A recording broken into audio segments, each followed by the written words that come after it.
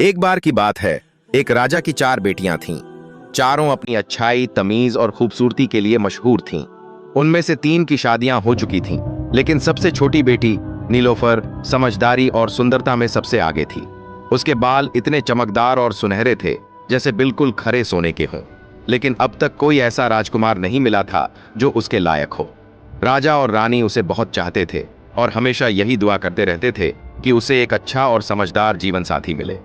एक दिन नीलोफर अपनी सहेलियों के साथ महल के पास बहते दरिया के किनारे पहुंची।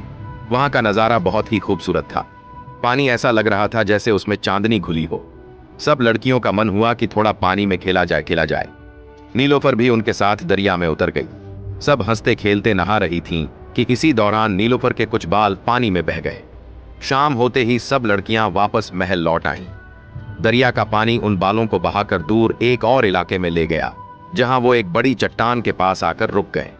इत्तेफाक से उसी वक्त उस रियासत का राजकुमार शिकार खेलने जंगल में आया हुआ था। उसके कुछ साथी दरिया के किनारे पानी पीने पहुंचे। तभी उनमें से एक की नजर उन सुनहरे बालों पर पड़ी। उसने बाल उठाए और फौरन राजकुमार को लाकर दिखाए। राजकुमार ने जब वो बाल देखे तो देखता रह गया। उसने उन बालों को बड़े ध्यान से संभाल कर अपने कमरे में रख लिया। थोड़ी देर बाद उसकी माँ यानी रानी उसे खाने के लिए बुलाने आई, तो उसने बिना कुछ बोले मना कर दिया। अगली सुबह भी उसने ना नाश्ता किया न चाय पी। ये देखकर रानी घबरा गई और जाकर राजा को सब कुछ बता दिया। राजा ने फौरन अपने वजीर के बेटे को बुलवाया और कहा कि वो जाकर राजकुमार से पूरी बात पता करे। वजीरजादा राजकुमार के पास गया और नरमी से पूछा कि वो इतना उदास क्यों है। पहले तो राजकुमार टाल मटोल करता रहा, लेकिन आखिर में वो बोल ही पड़ा, मेरा दिल उस लड़की पर आ गया है जिसके ये सुनहरे बाल हैं। वजीरजादा मुस्कुराया और बोला, अगर बात बस इतनी सी है तो चिंता की कोई बात नहीं, मैं अभी जाकर राजा से इजाजत लेता हूं। वो सीधे राजा के पास गया और पूरा किस्सा बता दिया। फिर राजा ने राजकुमार को बुलाया, प्यार से समझाया और कहा, पहले खाना खा लो, मैं अभी हुक्म देता हूं कि उस लड़की को ढूंढा जाए। राजा ने सिपाहियों को हुक्म दिया कि चारों तरफ जाकर उस लड़की को तलाश करें जिसके बाल सोने जैसे चमकते हों। कई दिनों तक बहुत कोशिश की गई, लेकिन जब उसका कुछ पता नहीं चला तो राजकुमार दुखी होकर बीमार पड़ गया। बेटे की हालत देखकर राजा बहुत परेशान हुआ। राजा ने पूरे देश में ऐलान करवा दिया कि जो भी उस लड़की का पता बताएगा जिसके बाल सोने जैसे चमकते हों, उसे इनाम दिया जाएगा। इस ऐलान के बाद बहुत सारे लोग उसे ढूंढने निकल पड़े, लेकिन कई दिन बीत गए और किसी को भी कामयाबी नहीं मिली। दूसरी तरफ राजकुमार की तबीयत हर दिन बिगड़ती जा रही थी और उसे देखकर हर कोई दुखी हो जाता। राजा की सब्र की हद पार हो चुकी थी। उसने गुस्से में मंत्री को बुलाकर कहा, अगर तुम पूरे महीने में उस लड़की को नहीं ढूंढ पाए तो तुम्हें सजा दी जाएगी। मंत्री ने यह सुना तो उसका दिल टूट गया, लेकिन उसने हिम्मत नहीं हारी। उसने तय किया कि अब वो खुद ही निकल पड़ेगा और हर हाल में उस लड़की को ढूंढेगा। अगले ही दिन मंत्री के बेटे ने अपनी पहचान छुपाकर एक चूड़ी बेचने वाले का भेष बना लिया। वो अलग अलग इलाकों में जाने लगा और हर गांव में आवाज लगाता, चूड़ियां देख लो बहनों, बहुत सुंदर चूड़ियां। जैसे ही लड़कियां बाहर आती, वो ध्यान से उनके बाल देखता, शायद किसी के बाल वैसा ही चमकते हों जैसे उसे ढूंढने हैं। 20 दिन इसी तरह बीत गए, लेकिन उसे कुछ पता नहीं चला और उसकी उम्मीदें धीरे धीरे खत्म होने लगीं। लेकिन उसने हार नहीं मानी और अपना सफर जारी रखा। आखिरकार वो एक शहर पहुंचा जो बहुत खूबसूरत था और वही जगह थी जहां राजकुमारी नीलोफर रहती थी। यहां भी वो चूड़ियां बेचता रहा और हर लड़की से एक ही सवाल करता, क्या तुम्हारे यहां कोई ऐसी लड़की है जिसके बाल सूरज की रोशनी जैसे चमकते हों? ज्यादातर लड़कियां बस मुस्कुरा देती या मना कर देती। फिर एक दिन जब महीने के खत्म होने में सिर्फ 2 दिन बचे थे, महल के खजांची की बेटी ने उसे बुलाया। जैसे ही वो उसे चूड़ियां पहना रहा था, उसने फिर वही सवाल किया। लड़की ने हैरानी से कहा, मैं राजकुमारी नीलोफर को जानती हूं, उसके बाल सच में सोने जैसे चमकते हैं। यह सुनकर मंत्री का बेटा चौंक गया, लेकिन जानबूझकर शक जाहिर करते हुए बोला, हो सकता है तुम्हें गलतफहमी हो, सोने जैसे बाल हर किसी के नहीं होते। लड़की नाराज हो गई और बोली, मैं झूठ नहीं बोल रही हूं। मंत्री का बेटा मुस्कुराया और बोला, अगर यह सच है तो कोई सबूत दिखाओ। लड़की चिढ़ गई और बोली, अगर मैं तुम्हें राजकुमारी के बाल लाकर दिखा दूं तो? मंत्री का बेटा चालाकी से बोला, अगर तुमने वो बाल ला दिए तो ये चूड़ियां तुम्हारी, वरना तुम्हें मुझसे शादी करनी होगी। लड़की ने थोड़ा सोचकर यह शर्त मान ली। वो शाम को महल गई और बातों बातों में हंसते हुए एक मौका पाकर राजकुमारी के बालों में से एक पतला सा बाल चुपचाप निकाल लिया, फिर इजाजत लेकर अपने घर लौट आई। अगली सुबह जैसे ही मंत्री का बेटा गली से गुजरा, वो लड़की दरवाजे पर आई, उसे बुलाया और वो चमकता हुआ सुनहरा बाल उसके सामने रख दिया। लड़की ने मुस्कुराते हुए कहा, अब तो यकीन हो गया। मंत्री का बेटा हंस पड़ा, तुमने सच कहा था, ये इनाम तुम्हारा हुआ। लड़की ने खुशी से चूड़ियां रख लीं और मंत्री का बेटा बिना देर किए पास के बाजार से एक घोड़ा खरीदकर अपने वतन की तरफ रवाना हो गया। अब जब महीने के खत्म होने में सिर्फ 2 दिन बचे थे और मंत्री के बेटे का शहर बहुत दूर था, तो उसने घोड़े को तेज दौड़ाना शुरू कर दिया। उसे दिन रात का होश नहीं रहा, बस यही फिक्र थी कि किसी भी तरह समय पर राजा के दरबार पहुंच जाए। लेकिन रास्ता इतना लंबा था कि घोड़ा तेज दौड़ाने के बावजूद वो सही समय पर नहीं पहुंच सका। उधर महल में बेचैनी बढ़ती जा रही थी। राजा ने मंत्री को दरबार में बुलाया और गुस्से में पूछा, क्या उस लड़की का कोई पता चला जिसके बाल सूरज की रोशनी जैसे चमकते हों? मंत्री ने कांपती आवाज में कहा, हुजूर, मेरा बेटा खुद उसे ढूंढने गया है, उम्मीद है कि वो जल्दी लौटेगा। यह सुनकर राजा की आंखें गुस्से से लाल हो गईं। उसने जोर से कहा, वक्त पूरा हो गया है और मेरा बेटा अब जिंदगी की आखिरी सांसें ले रहा है। तुमने मुझसे वादा किया था, लेकिन कुछ भी नहीं किया। तुमने हमें बहुत निराश किया है, तुम्हें इसकी सजा जरूर मिलेगी। उसी वक्त दरबार में ऐलान हुआ कि मंत्री को मैदान में लाकर सबके सामने सजा दी जाएगी। शाम का वक्त था, बहुत सारे लोग जमा हो चुके थे। मंत्री को बांधकर एक ऊंचे तख्त पर बैठा दिया गया। जल्लाद हाथ में तलवार लिए खड़ा था, बस राजा के इशारे का इंतजार था। जैसे ही तलवार ऊपर उठने लगी, एक आवाज गूंजी, रुको, सजा मत दो। सब चौंक गए। ये मंत्री के बेटे की आवाज थी। वो थका हारा मैदान में आया और ऊंची आवाज में बोला, मैं कामयाब हो गया हूं, उस लड़की का पता चल चुका है। राजा ने तुरंत जल्लाद को इशारा किया कि तलवार नीचे रख दो। मंत्री के हाथ खोल दिए गए और उसकी जान बच गई। मंत्री का बेटा जल्दी से राजा के पास पहुंचा और बोला, हुजूर, उस लड़की का नाम नीलोफर है। वो बहुत दूर बसे शहर बीजूबंगर की राजकुमारी है और उसके बाल सच में सोने जैसे हैं। राजकुमार ने यह खुशखबरी सुनी तो उसके चेहरे पर फिर से रोशनी लौट आई। उसने मंत्री के बेटे को गले लगाया और शुक्रिया कहा। मंत्री ने राजा को सलाह दी कि राजकुमार को तुरंत वहां भेजा जाए। राजा ने फौरन हुक्म दिया और एक संदेशवाहक को पहले ही रवाना कर दिया ताकि बीजूबंगर के राजा को उनकी आने की खबर दी जा सके। कुछ दिन बाद एक बड़ा काफिला रवाना हुआ जिसमें राजा, मंत्री, राजकुमार के दोस्त और मंत्री का बेटा सब शामिल थे। काफिला धीरे धीरे सफर करता रहा और 12वें दिन उस शहर पहुंच गया जहां राजकुमारी नीलोफर रहती थी। क्योंकि संदेशवाहक पहले ही वहां पहुंच चुका था, इसलिए उनका बहुत शानदार स्वागत किया गया और उन्हें शाही मेहमानों की तरह महल में ठहराया गया। अगली सुबह राजा ने राजकुमारी नीलोफर को बुलाया और प्यार से पूछा, बेटी, अब तुम अपनी शर्तें बताओ ताकि हम उन पर अमल कर सकें। राजकुमारी ने अदब से जवाब दिया, आज एक खास दरबार लगाया जाए, मुझे राजकुमार से कुछ सवाल करने हैं। दरबार सजाया गया, कीमती कालीन बिछाए गए और राज्य के सबसे इज्जतदार लोग अपनी अपनी जगह पर बैठ गए। राजकुमारी अपनी सहेलियों के साथ एक खास जगह पर बैठी और राजकुमार शाही तख्त पर आसीन हुआ। राजकुमारी की सबसे करीबी सहेली ने सबको सलाम किया और अदब से राजकुमार की तरफ देखकर पहला सवाल किया, हमारी राजकुमारी जानना चाहती हैं, अक्ल का खाना क्या होता है? सवाल सुनते ही दरबार में एकदम सन्नाटा छा गया, जैसे सबकी बोलती बंद हो गई हो। राजकुमार के माथे पर फिक्र की लकीरें साफ नजर आने लगीं। उसने फौरन मंत्री के बेटे की तरफ देखा, जैसे उससे मदद मांग रहा हो। मंत्री के बेटे ने आंखों के इशारे से कहा, वक्त मांगो। राजकुमार ने नरमी से कहा, कृपया हमारी समझदार राजकुमारी से कहिए कि यह सवाल सोचने वाला है, मुझे 1 दिन की मोहलत दी जाए। सहेली ने सिर झुकाकर हामी भरी और जाकर राजकुमारी को बताया कि 1 दिन की इजाजत दे दी गई है। राजा ने दरबार खत्म करने का ऐलान कर दिया और सब लोग अपने अपने कमरों में लौट गए।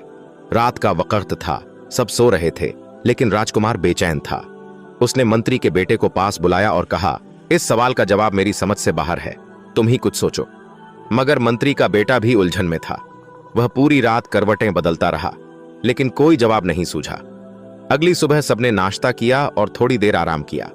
दोपहर का खाना भी हो चुका था, लेकिन जवाब अब भी एक राज बना हुआ था।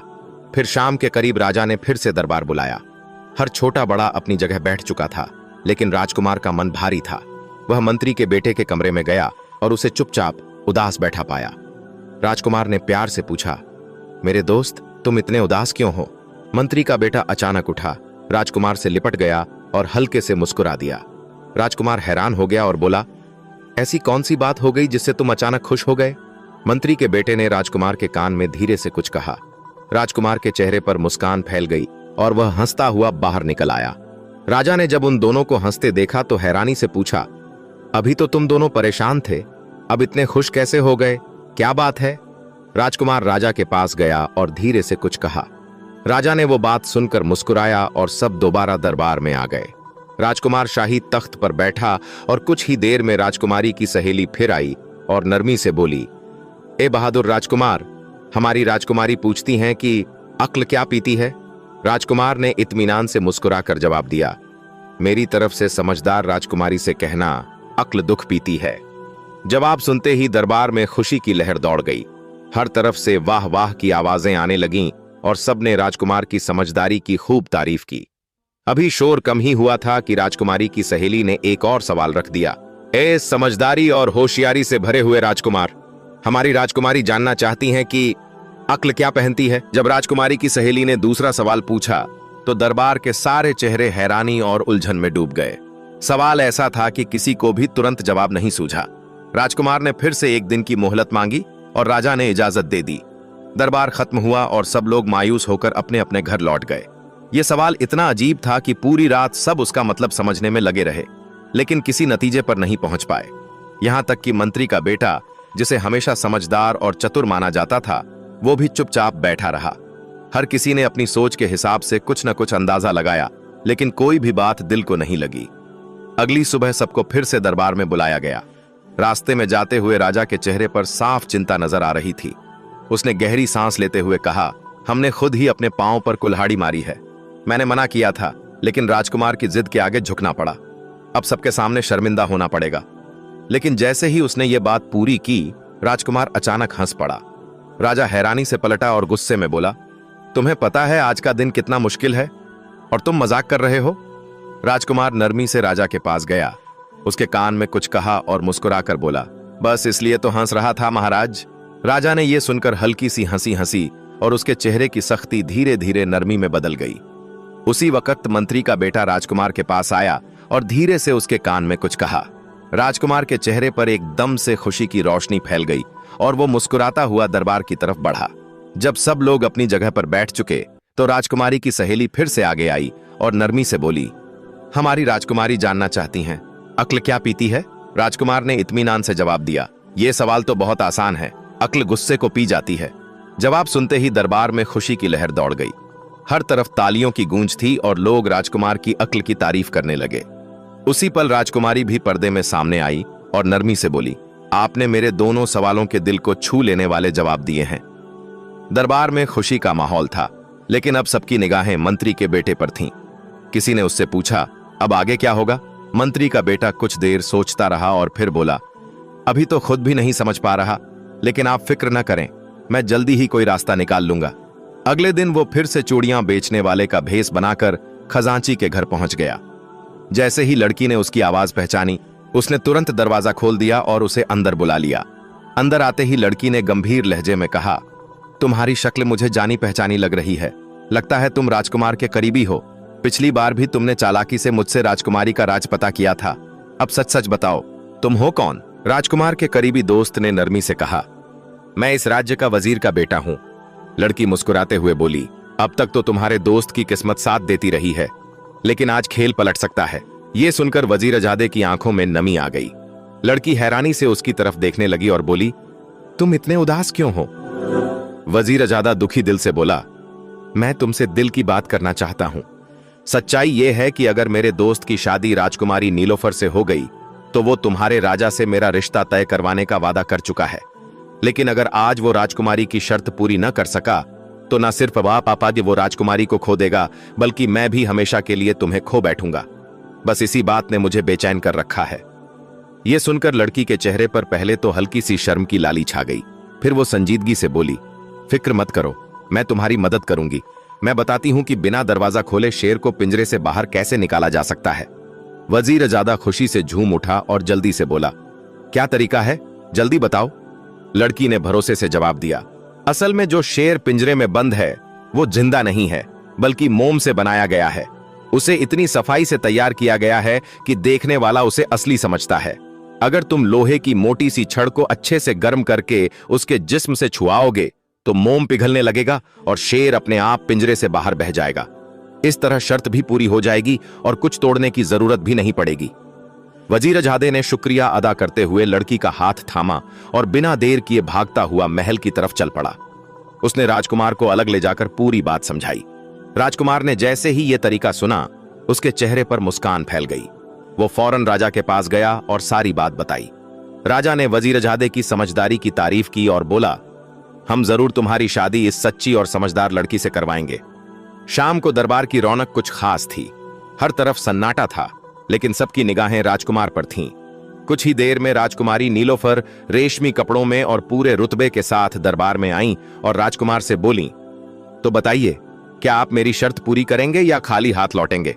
राजकुमार ने पूरे भरोसे के साथ जवाब दिया, मैं खाली हाथ लौटने का सोच भी नहीं सकता। मैं आपको अपने साथ ले जाने आया हूं और आपकी शर्त पूरी करने के लिए तैयार हूं। राजकुमारी ने सिर हिलाया और हुक्म दिया, शेर वाला पिंजरा दरबार में लाया जाए। कुछ ही पल में सिपाही एक पिंजरा लेकर आए जिसमें एक ऐसा शेर बंद था जो दूर से देखने पर बिल्कुल असली लगता था। कारीगरों ने मोम से ऐसा जिंदा जैसा शेर बनाया था कि सच्चाई और धोखे में फर्क करना मुश्किल था। दरबारियों के चेहरों पर हैरानी थी और सबकी निगाहें राजकुमार की तरफ थीं। अब वो क्या करेगा? राजकुमार चुपचाप अपनी जगह से उठा, पिंजरे के पास गया और कुछ पल तक शेर को ध्यान से देखता रहा। फिर उसने दरबारियों की तरफ मुड़कर कहा, एक मजबूत लोहे की छड़ लाई जाए और तुरंत आग जलाई जाए। सब लोग हैरानी से एक दूसरे का चेहरा देखने लगे, लेकिन राजा का हुक्म था, इसलिए फौरन तैयारियां शुरू हो गईं। जब आग तेज लपटों की तरह जलने लगी तो राजकुमार ने लोहे की छड़ अंगारों में रख दी।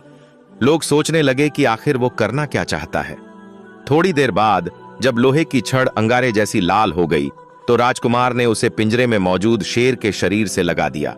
जैसे ही गर्म छड़ शेर के पहलू से टकराई, एक अजीब नजारा देखने को मिला। शेर के जिस्म से मोम पिघलने लगा और कुछ ही पल में वो मूर्ति पानी की तरह बहकर पिंजरे से बाहर आ गई। दरबार खुशी से गूंज उठा। हर तरफ तालियों और वाह वाह की आवाजें आने लगीं। राजकुमार मुस्कुराते हुए आगे बढ़ा और ऊंची आवाज में बोला, ए समझदारी और जहानत की राजकुमारी, शर्त पूरी हो गई। अब बताइए, अगला हुक्म क्या है? राजकुमारी का चेहरा शर्म से लाल हो गया और धीरे से बोली, ए बहादुर राजकुमार, आपने मेरे हर इम्तिहान में कामयाबी पाई। अब मेरे दिल की मंजूरी भी आपके साथ है। कुछ ही दिनों में शाही महल को दुल्हन की तरह सजाया गया और राजकुमार और राजकुमारी की शादी बहुत धूमधाम से हुई। 4 दिन बाद राजकुमार ने राजा के सामने गुजारिश की कि वजीरजादे का निकाह खजांची की बेटी से किया जाए, जिसने मुश्किल वक्त में मदद की। राजा ने बड़ी खुशी से मंजूरी दी और वजीरजादे की शादी भी ऐसी धूमधाम से हुई कि लोग तारीफ करते थक न सके। फिर वो सब लोग, जिनमें राजकुमार, नीलोफर, वजीरजादा और उसकी दुल्हन शामिल थे, वापस अपने वतन लौटे। जब वहां पहुंचे तो कई दिनों तक जश्न मनाया गया। गरीबों और जरूरतमंदों में तोहफे बांटे गए और पूरे शहर में खुशी का माहौल छा गया। कुछ ही दिनों में बूढ़े राजा ने अपनी सल्तनत अपने बेटे को सौंप दी। राजकुमार राजा बन गया और उसने अपनी दोस्ती का हक अदा करते हुए अपने वफादार साथी वजीरजादे को राज्य का नया वजीर बना दिया और उसके पिता के लिए शाही खजाने से हर महीने की तनख्वाह भी तय कर दी। इस तरह नई हुकूमत ने इंसाफ, मोहब्बत और तरक्की का एक नया दौर शुरू किया, जहां हर इंसान खुशहाल और संतुष्ट दिखाई देता था। दोस्तों, इस कहानी से हमें यह सबक मिलता है, जब अक्ल, सच्चाई और नरमी साथ हों तो दुनिया की कोई ताकत रास्ता नहीं रोक सकती। अगर आपको यह दिल को छू लेने वाली कहानी पसंद आई हो तो कृपया वीडियो को लाइक करें, चैनल को सब्सक्राइब करें और हमारी अगली खूबसूरत कहानी के लिए हमारे साथ जुड़े रहें।